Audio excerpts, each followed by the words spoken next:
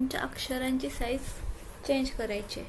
तर तुम्हाला इथे फॉन्ट साईज म्हणून ऑप्शन आहे, त्या ठिकाणी पण तुम्हाला हवी तेवढी तुम्ही काय करू शकता, तुमच्या अक्षराची साईज कमी जास्त करू शकता.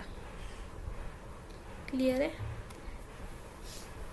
त्याच्यानंतर तुम्हाला font size just step by step increase करायचे. तर इथं आपल्याकडे इन्क्रीज फॉन्ट साईज असा ऑप्शन आहे.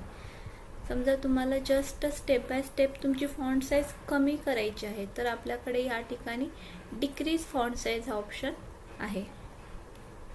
तुम्हाला तुमचे अक्षर ठळक लिहायचे, जसे की एखादी हेडिंग वगैरे आपण ठळक लिहितो, म्हणजेच काय करतो, बोल्ड करतो.